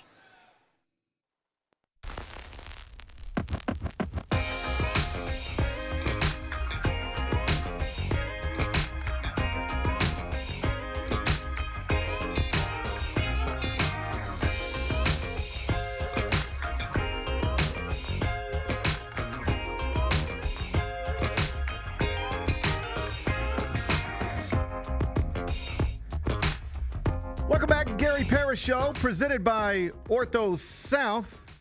Peach Jam getting started in North Augusta, South Carolina later on this week. And among the teams participating in it, Team Than from right here in Memphis. And the head coach, the man who runs the program, is Norton Hurd. Norton Hurd, how you doing? I'm doing great. Another week to prepare for Peach Jam, and so that's always a great thing. How many is this for you now? Because I think people know that while Penny was running Team Penny, that was the Memphis EYBL team. You guys operated then with another shoe circuit. Now you're with on the Nike EYBL circuit. How many Peach Jams is this for you now? So this is 4 for us. So that's a good thing because we only been with Nike 5 years, right? And 1 year was COVID. So we have continued that Memphis great staple of being in Peach Jam, and it's not easy at all to get a Peach Jam bid. So it's 4 straight years. This year we get a little more time to practice because usually it's right after the 4th, so it gives us a few more days. I always tell people, like, if you're a basketball junkie, because it's drivable, like you can drive it. I mean, it's a good drive, but you can get there. If you're a basketball junkie, it is an incredible place to be because you are watching the next great things all under one roof, and basically every college basketball coach is going to be there one day or another. It really is a unique event in the sense that it's the same place every year. Everything's familiar. It's all under one building, and you can go gym to gym and be like, okay, here's a lottery pick. Here's a lottery pick. They're all over the place. For sure. Like you said, it's nothing. And Gary, you do everything. College sports, you've been around. I do middle school, high school, college, NBA. I never seen anything like the Peach Jam outside of like the Final Four or maybe NBA playoffs. It's incredible. It's like you said, Gary, it's in the same place, but I don't know if you have realized they keep building on. Oh, yeah, they've made it bigger and bigger because it used to be a little thing, and now like it's sold out every day. There's fans. It's standing room only basically every gym every day. They've had to grow it to keep it. Basically, Nike told them we're gonna have to move this if you don't make it bigger, and they said we ain't moving this. We'll make it bigger. They're adding on nonstop. Nonstop, like you said. The Peach Jam, I think for the Augusta, Georgia, they say the 2 biggest things of the year every year is the golf tournament and Peach Jam. Right. And so Gary, I don't know how far you go in there because I know you do a great job of going and doing what you got to do, but if you go downstairs, like it's incredible when the teams, how you pull up, you come through. First of all, they valet in your car. Yeah. Then, which this stuff means a lot when you're trying to save time with a lot of kids. Unlimited food. They have put barbershops and stuff. Have you seen that lately? Barbershop in store. Yes. I mean, the experience get better and better, and it's nothing like it. And like you say, it's the best players in the world. Like UConn just won. Like I had just played Donovan in them years before. Like every year when I'm watching college sports, all the next big stars we have played against already in the NBA. We were talking, off camera, and it's funny. Like the perception people have of Augusta, Georgia, is entirely from the Masters. And when you watch these Masters commercials, it's just azaleas and it's beautiful and everything looks pristine. And that is not actually what Augusta is at all. Augusta, I've talked to Bennett about this before. Augusta looks like South Haven. Yeah. it's like if Augusta National was in South Haven just off of Goodman Road, that is what Augusta, Georgia looks like.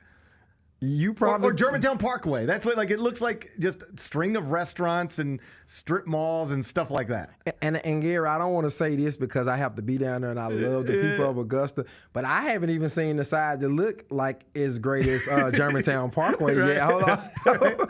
Oh, Augusta residents not listening to this, but I haven't, because I think Germantown Parkway, if we only talking about the look in the restaurant, I think it's a high quality of stuff. I should put it looks like Goodman Road from like Highway 51 to the interstate, where you got like a Ryan's Steakhouse over here and a Applebee's over here and a McDonald's over there. That's what Augusta, Georgia actually is. It's not Augusta National is its own little place, but it's not Augusta, Georgia is a totally different deal.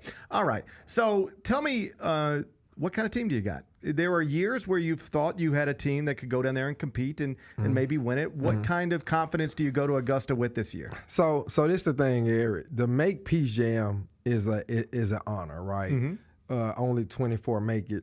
So I never, you know how confident I am, Gary, I never say we're just going to win it because it's that tough. It's kind of like making it to the NBA. It's about your pool. It's about your draw. Sure. It's about, we haven't seen the kids for 6 weeks until the day. I haven't seen them since Memorial Weekend. So that'd be a big thing, too. They go back to their high school, play them team camps. Sometimes you get a different team. But I think my team has been really good and overachieving this year, Gary, because you don't know a lot of my team outside of Jasper. And for us to be 11-4, really would have, Jasper couldn't play a couple games. Really, Oakland Soldiers, no one only beat us by 2 points here in Memphis. Last year, team had 5-6 people that people think could go to the NBA. And so I think this year team got some of the same statistics and everything, record-wise, status-wise. So I think they play really good as a team, and I think we can get in there and shock some people. We're definitely not the favorite, but I think we'll be in the mix. Well, 11-4 on the EYBL circuit, that speaks for itself. Phenomenal. Right. Yeah. Right. Jasper Johnson, you mentioned him, is 6'4" guard, ranked 13th in the country according to 24/7 Sports. He's a 5-star guard. Yep, between 8 and how good is he? Jasper is really, really good. Gary, he's actually about, and you'll see when you go to Jasper, about 6'6". Okay, he's growing. He's a combo guard. He can play point. He got offers from everywhere, Memphis, Kentucky, North Carolina. I'm not sure Duke yet. When I talked to John Shire, we talked about, I don't know if he got an official offer from Duke, but pretty much everywhere else he does have an offer from. And he's really good. And I think this team this year, I played him up last year, and he was a baby. I think this team fits him kind of like the 76 with Iverson. He's able to do his thing, and then we have a bunch of tough guys around him, a bunch of athletes around him, a bunch of guys that can make open shots around him, and I think that helps our team gel. But I think Jasper, I'm going to be real with you, I think he's the best, and on some sides, I think he's the best guard in the country. Okay. I think he's the best guard in the country right now. And so so would you say you saw him today for the first time since Memorial Day? Everybody's back here getting ready to practice and then travel to Augusta later this week? Yeah, so I haven't officially seen them, but I know because I have everybody confirmations. Okay. People will be landing while the show is in. People will be driving in. So everybody get here today between most people get here today between 11 and 1, and then we got practice this evening. So I will see them this evening for the first time. You mentioned Memphis basketball has an offer for Jasper, like basically everybody else in the country. Obviously, that's a big topic of conversation always in this market. People care deeply about it. You're close to it. What is the perception of Memphis basketball among high school elite prospects right now? Obviously, the conference has been downgraded with the loss of Houston and various other programs. This past year, there was some incredible highs early, then it went the wrong way. What's the perception of Memphis basketball right now? University of Memphis basketball, yes. Right? So the University of Memphis basketball, I think, is one of them schools where the basketball program is a high major basketball program. So when you're dealing with certain type of schools that this team might be mid-major, this team. So Memphis is one of them unique things like UNLV and certain people. It's a high major Gonzaga, a high major basketball program with the right people and right coach. I think they like it. I think as much as, you got whether you like or don't like Penny, whether you agree or disagree with his, his records or game he won, he still resonate with kids because they wear the shoes and all of that. They still, kind of like people that have done it before. So he still got the edge on there. He got swag, you know what I mean? And then if not, the kids don't. Their parents definitely still, especially, parents from the inner city. That's what I've noticed, like when we're at Peach Jam or other places, more so than the kids, the parents freak out about Penny because they grew up watching him. I am now the father of a 21-year-old. So I am, and I also grew up watching, he's a little older than me. I grew up watching Penny Hardaway. And for people around my age, that's the ones I see really get their phones out and want to get a picture. Yeah, Penny, I'm going to be real. Penny is a big deal. And not saying that, and I know the subject ain't about this, that people in Memphis are too hard on him. I'm not going to say that. I'm going to say wherever you at, if you let's say LeBron stayed here. After a while, if you saw him every day, you probably wouldn't appreciate it. But if you see him at Peach Jam or somewhere, like you say, when Penny comes in the gym, people taking their phones out, people trying to get pictures, kids, players. So I say that to say Memphis is still in a good place. From my understanding, they have NIL now. That I don't care if you run the University of 3rd Street. If you have NIL right now, the game have changed, you're going to have a chance to get in somebody. Well, so I'm glad you brought that up. How much is that a topic of conversation among prospects these days, the money that is available to them? You are coaching young men right now who will have hundreds of thousands of dollars, if not more, placed in front of them very soon. Yeah, very soon. Some of them that I already have from years before that. Now, that's a big deal. I have college coaches that tell me, I mean, you don't want it to be like this, but it's business. But that's the first or second question now. And you got to think about this. Y'all know, like, when the NCAA tournament first started, right? And some teams that don't make it. Next thing you know, 3-4 days or 2 days later, you have seen a kid that just got in the portal already at a school. He haven't even visited that school. You know what got that done? Yep. I mean, I'm talking about he might did a virtual tour. Yeah, but like it's a money thing. So at that point, he started saying, "Listen, I don't care how this town look for what I just got offered alone. It's a basketball situation." Yeah. So I think it has to. I mean, y'all know how the world go for good or bad or whatever. Money is just a kind of to a person like me, I feel like money is important. Right. It's not the most important thing in the world, but to a lot of people, money is the most important thing in the world. I still, if I'm a top prospect, would look at how they're playing me, because some of the bigger schools, Gary, they have paid people $200,000-$300,000 and they ain't played them. That's right. You know, kind of like a guy, I want to make it sound with a lot of money. You know what I'm saying? He just because he give you, that don't mean he really love you. You get what I mean? And so I had one parent the other day, and it kind of blessed my heart, Gary. It's a lower level parent. And I was saying, well, if this school was to give you $100,000 and that school isn't, what would you do? And the parent said, I'm going to be real with you. We're not willing to make a bad decision for $100,000. We want our kid to go somewhere where good people at. We got a better relationship with this staff.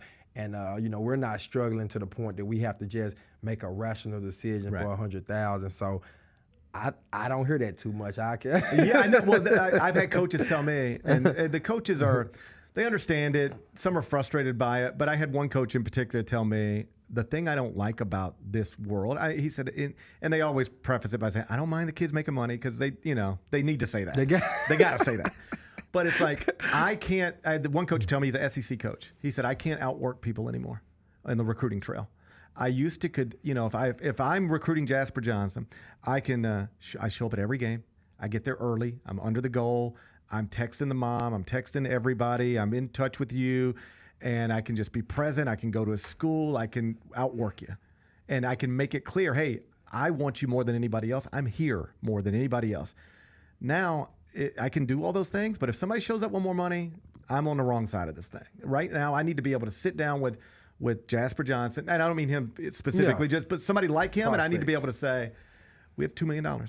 And because if I don't say that, somebody else is saying that, and it's a hard thing to overcome. And I respect the decision you just laid out, where a parent said we don't need money as much as we need our child to be happy and where he wants to be. I actually think, as a parent of a college age son, it's important to let them make their own decisions, guide them, but let it be their decisions. But I also understand why a different family might say, this can pay off our house. This can pay off our cars. Like, this is real money that might not be there in 2 years. Let's take it now. I understand both sides of it. Oh, no, for sure. You hit it on the money. I kind of feel sad for that coach.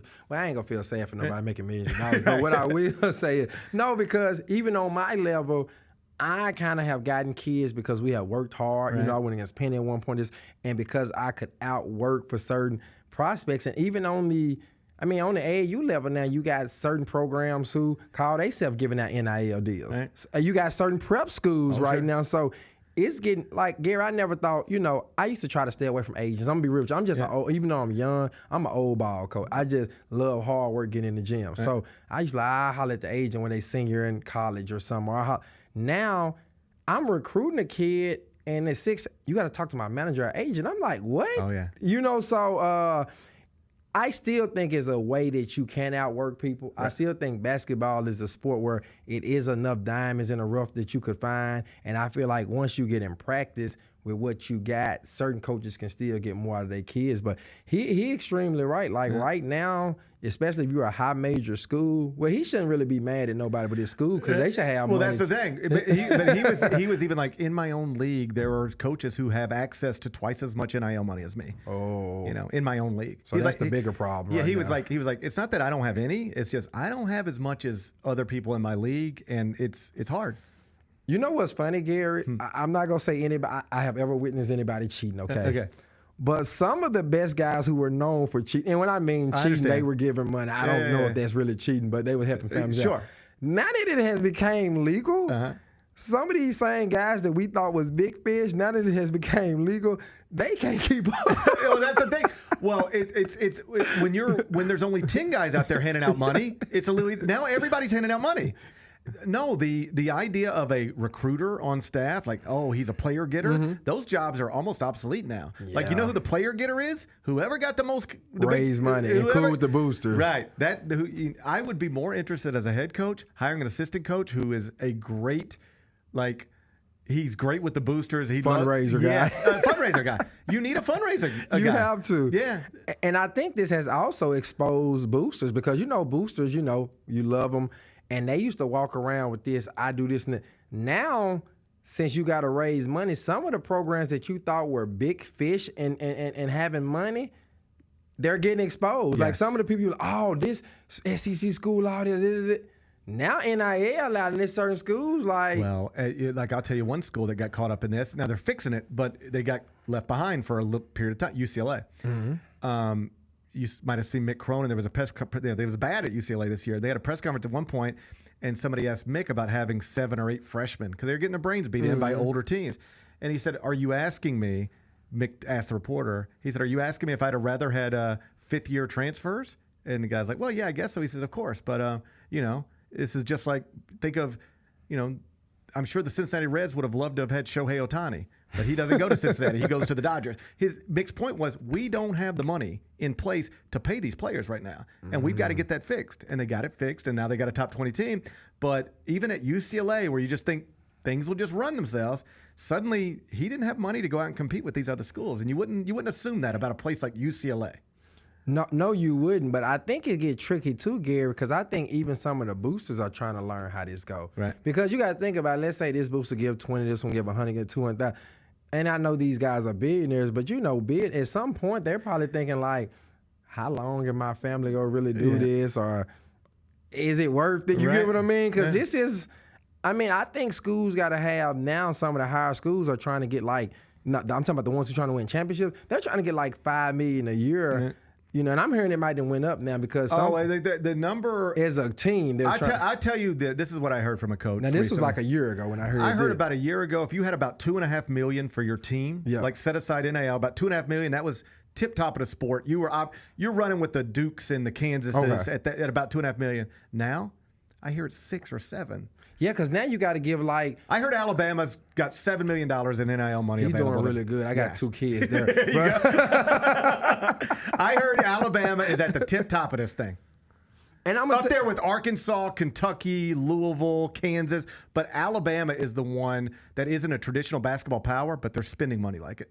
I'm sure they're making so much on football too that they can slide some of. But that might make sense, Gary, because now they're starting to say that, like a few years ago, where you could get the best player when it first started, people were just happy to get money. You get a player like $200,000. Right. Now I'm hearing little marks between $800,000 and 1.5. Oh, like Great Osabor just got $2 million. That's the one that went to Washington. And that's crazy. And some of these guys wasn't even. Coleman Hawkins got $2 million. Yeah, Hawkins. Going to now Kansas I know him State. From Illinois to Kansas State. They say David Jones got offered. And I don't like to do rumors, but I'm in the loop enough with certain people. They say he ain't got offered, which I think if this true is a crazy decision, but say he got offered like 1.some million, 1.23. I don't know. It's wild that he walked away from that for whatever it is he's getting, And I don't like to say this publicly, but I just love all kids. And if you want to bet on yourself, that's cool. Right. But to turn down in this 1.some million to be riding 12-hour bus rides on the G League, I'm with you on that. I'm not his agent, I'm not his manager, I'm not his father, and I do wish him best. I just don't think that's considered a sound decision in the world, and I'm not trying to criticize or anything like that. It appears, and we say this as respectfully as we could say, it appears he left money on the table, and that's not a normal thing to do for people of his age. Hey, before I get you out of here, last thing before I let you go, AJ DeBanza. Number 1 player in the class of 2025. He's a reclass. I think he's now in his appropriate grade. He was older for his grade, and then he reclassed. So now I think he's back where he ought to be. I saw him last year at Peach Jam. You've coached against him. He was here in Memphis. There's a number 1 player in every class every year. There has to be. They don't all look like future Hall of Famers all the time. When I see this guy, he looks like, if you tell me he's the best player in the world in 5 years, that's not crazy to me. He's special, right? Yeah, really good. Him, the last two #1 players, him and Cooper Flags, I think they're, and I don't really say a lot of people are pros like people say, but I think them two have a real chance of being NBA All-Stars like a lot of years, probably within their second or third year. AJ Dabansa is really, really good. Really, and we beat him up and we did a good job, and that's why I'm like, oh, but he became AJ in the fourth quarter on certain plays. And he playing with Tyron Stokes that might be in the same thing. But he's really good, though. He's really good. And we're hoping to see him again in the Final Four or something and give it another shot at it. I hope so. Peach Jam starting later on this week. Team Thad is going to be there. So everybody getting in town today, traveling down on Thursday? Yes, sir. I'll be traveling there on Thursday, too. So I'll see you down there. Yes, sir. That's Norton Hurd from Team Thad. I appreciate you being here, buddy. Team Thad going to Nike Peach Jam this week, North Augusta, South Carolina. We'll come back, wrap it up with GP's Carryout. It's the Gary Parrish Show, presented by Ortho South. Shall we talk about our favorite NBA Finals MVPs? Number 3 is a little bit of Canadian history because it's the first and only NBA championship that the country as a whole has. I'm going to go with Kawhi Leonard's second Finals MVP. I still get my little heart warm even thinking about it, and I was there watching every game. IMHO with Lang Whitaker and me, Kelsey Wright Johnson, on YouTube at Grind City Media and the official Grind City Media app. We have another edition. This will be the third edition of the Debate Club. You guys are going to sell a shoe to Mr. Bennett Doyle, our producer over here. Oh, yeah. I saw these. I've seen these. I saw these on social media too. It's the perfect house shoe. I know, right? Like, yeah, it's not even a house shoe. I bet you they're really comfortable. You know, you heard of unisex. This is unifoot. Oh, my God. The Sneak Fest Show, live Tuesdays at 2 p.m. on YouTube at Grind City Media and the official Grind City Media app. Look at the score. Look at the score. He does this. Hey, but look at the bench, though. Look at number 3. Right before I walked in the locker room, Danny Ainge pulled me to the side and said, hey, Tony Allen, come here. Let me give you a little basketball etiquette. When you're down 40, do not do an in-game windmill. It's just disgusting for the game. The Chris Vernon Show, presented by Caesars Sportsbook, live weekdays at noon on YouTube at Grind City Media and the official Grind City Media app. Now for a limited time, the new $1.99 crispy tender wraps are here at Sonic. Who could deny a crispy chicken tender with bold flavors like hickory barbecue and cheesy Baja? And we can't forget the crisp lettuce and melty cheese to make the perfect bite. Wrap yourself up with some TLC, tender, love, and chicken for only $1.99. Sonic $1.99 crispy tender wraps. Tax not included, limited time only at participating Sonic drive-ins. The Grizz girls are no ordinary dance team. They're known across the NBA for setting the standard for world-class dance and entertainment. From hip-hop to jazz, the Grizz girls do it all. And they're looking for talented dancers with dynamic personalities to join the team. Do you have what it takes to join a premier NBA dance team and entertain Grizz Nation both on the court and in the community? Visit grizzlies.com/auditions now for more information and show us what you've got at open auditions Saturday, July 13th.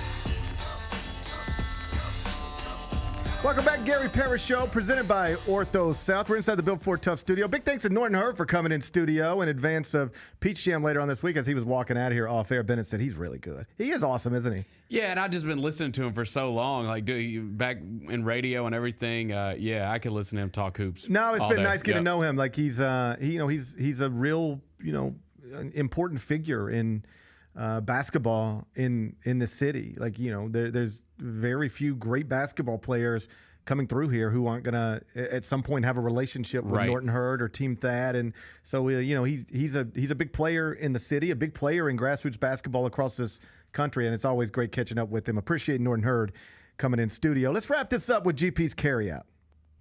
It's time for GP's Carryout. One final segment filled with stuff to take with you. It's not everything you need to know, but it's most of it. What did we learn today? A bunch of stuff, but we mostly focused in the opening hour on Summer Grizz because that gets underway tonight. They're back. They're back. This is Summer Grizz. I like we our. We are so back. I like our team. I think our team's going to be awesome. Well, think about this. You have a top 10 pick in Zach Edey, a two-time National Player of the Year, and a guy in Gigi who might have been a top 10 pick had he been in this draft. I think star power. I think we're loaded. Star power. Got some two-way guys. Got some other draft picks. So we're loaded. I think we're loaded.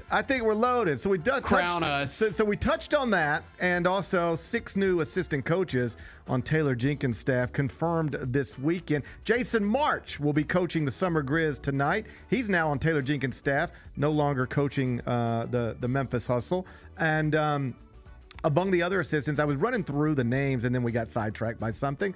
But I don't think I ever got to the name on the list. Patrick Mutombo, new assistant coach. You know what that means? Does that name sound familiar to you? He's not related to the great. He's not. Okay. He's not. But what's hilarious is if you go to his Wikipedia page, it actually, like a part of it, like it says personal life, and then you go to that part of it, and it says, is no relation to Dikembe Mutombo. But he does get asked this all the time. The guy, imagine working in basketball, your last name's Mutombo. Yeah. How many times do you think he's had to say, no, we're not related? 1 million. 1 million times. Yes. 1 million times Patrick Mutombo has had to tell somebody he is of no relation to Dikembe Mutombo. But he's on the Grizzlies staff now. Let's go. Let's go. Fired up. What's today's biggest game? Summer Grizz, Bennett. You ready to pick a... I think I'm ready. You ready to pick a Summer Grizz game? I got to find some Summer League scores. Let's see here. Who are we playing tonight? The Jazz? The stupid Jazz. We're in Utah. I figured we were just playing the Jazz. I don't know. We're at the Delta Center. Going to play the Jazz at 8 o'clock. It's on the Grind City Media app tonight. They don't have the number posted over at ESPN.com. Let me see if I can get us a game. Disrespectful. It is disrespectful. NBA Summer League games. Oh, buddy, if you thought that was disrespectful, wait till you hear this. We're underdogs. It's a true road game. It is a true road game. Yeah. Not everybody has to open in a true road game in summer. That's very true. Jazz minus 5.5? Hold on. Hold on. What the? Wait, who's on that Jazz team? Can we get it? I know Kenny Lofton. Lofton. That's the big matchup, Edey versus Lofton. Yes. Because you know Kenny can sometimes make it tough on these big traditional centers. We know that about him. If Kenneth Lawson just comes out and cooks Zach Edey, that's not going to be fun, is it? I hope Zach cooks his ass. Me too. I really do. Me too. All right. Okay, let's see. I don't think Walker Kessler's he playing? I hope not. No. Okay. Max Asmus. Okay. He was played at Texas. Before that, played at Oral Roberts. Little shooter. Great. Good player. I know he's a good player, but I mean, come on. Armando Bacot. Okay, all right. Now we I'm get some intrigued. Bacot, Zach Edey. Now I'm intrigued.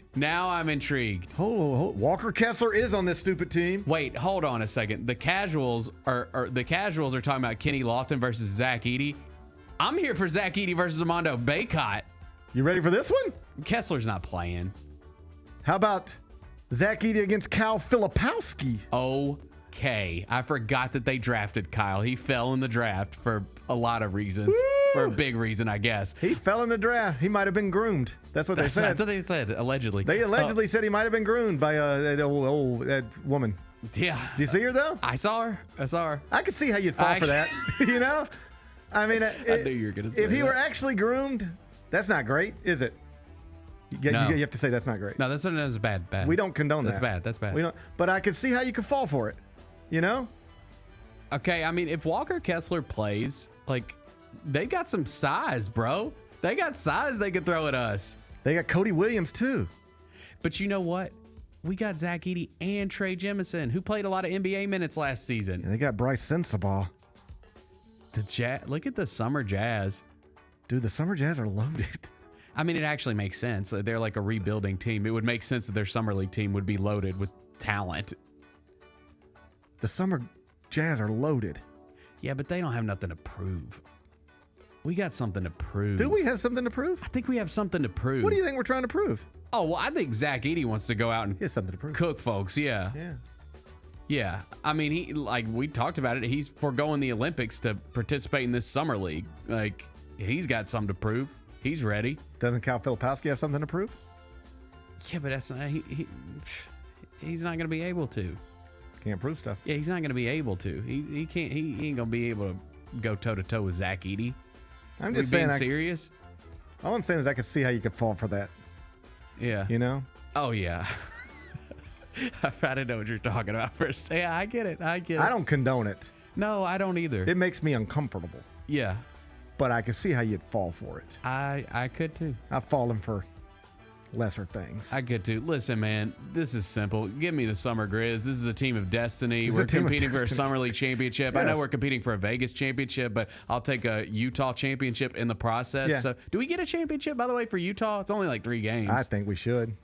There's got to be a trophy. There's got to be a trophy. There's got to be some kind of trophy involved in this Utah league. So give me the Grizz to cover the 5.5, and I feel great about it. All right, Bennett says, give us play our guys heavy minutes. Give us those points. The Jazz are loaded. I didn't realize I need our guys to like play real minutes tonight. This can't be like a test drive. Like let's play. Let's play this out. I feel like I need to apologize to the Summer Jazz. No, they're loaded. I was unfamiliar with their game.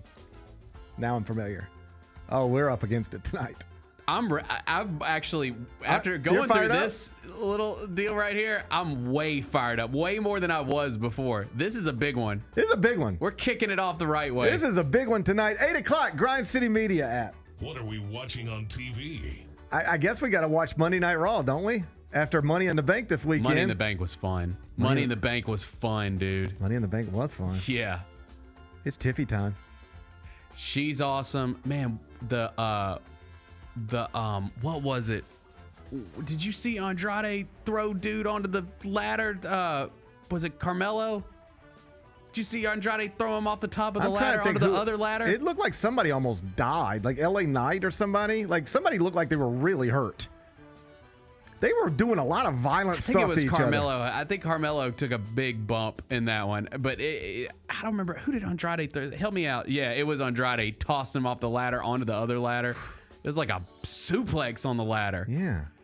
Yeah, that was a good one. The whole thing was fun. Did you see the botch? Did you see the botch? The Damian Priest, the Seth count? Rollins. Yeah, they screwed that up. Damian screwed that up. I immediately went Twitter searching for it to see, and I didn't really see a lot of people. Like I was doing searches for like WWE and messed up and that kind of stuff, and nothing popped up. But it's like confirmed now among wrestling enthusiasts. Yes, they screwed that up. Yeah, he was clearly supposed to tap out there. The ref, like, I don't know what you do if you're the referee. Like, you can't.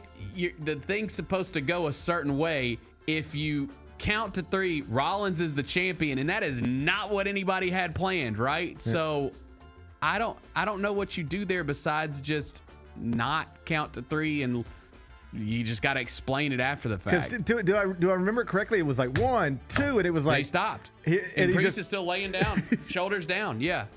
So it was tough. And I like Damian Priest. You could tell he was bothered by it too. Like he knew he screwed that whole thing up. Solo pin Cody Rhodes.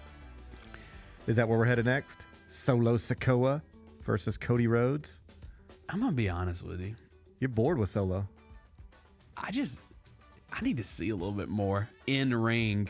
I like everything he's doing outside of the ring and this whole bloodline and everything. I like in ring. I think there's a little bit to be desired. A little more to be desired. He leaves something to be desired. Like that ain't main event level. I'm just being honest. We need Roman to come back and handle this. I know. That's happening. Like if I'm gonna be honest with you, I'm not so sure Jacob Fatu shouldn't be the leader of the bloodline right now. He took that RKO and just popped right up. Maybe he needs to. He needs to put his name in. He acknowledges Solo as his tribal chief. I think that's a miss. Oh, I think that's a mistake on his part. I think he could be the tribal, the fill-in tribal chief. Fill-in tribal chief. I think Jacob Fatu's got a case. He's a wild one. He's crazy. He's got those wild eyes. He's got wild eyes. That fella does. Yeah, he's wild. He's a crazy one. So tonight on Raw, 7 o'clock USA, we get it's the first episode since Money in the Bank. Can't wait for that. And then I told you I was going to finish The Bear this weekend. I didn't, but I'm close. Are you finished?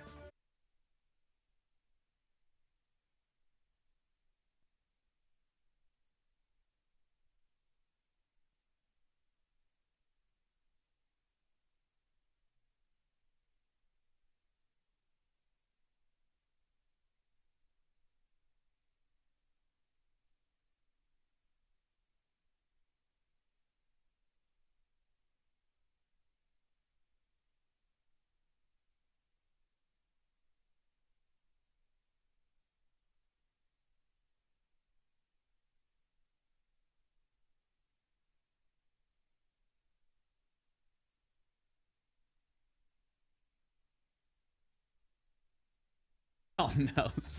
I don't know. Am I making you nervous about the time? No, I'm good. Go ahead. Go over to commercialappeal.com. DeMichael Cole's got a new piece on the Grizzlies assistant coaches from this weekend. So if you haven't read that yet, DeMichael Cole, commercialappeal.com. What's on tap for tomorrow? Well, tomorrow is Tuesday, so we'll be looking back at the Grizzlies' first Summer League game. That's tonight in Salt Lake City. Chris Verner joined me in studio.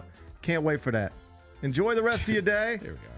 I'll enjoy mine. Am I making you nervous? No. Something weird was going on. I didn't know what happened. You keep looking like I'm not. Like I got a clock in front of me. I'm getting out of this. No. Let's go ahead. I'm getting out of this. Talk to you again tomorrow at 10. Till then, be careful, be kind, be good. Rep your hood.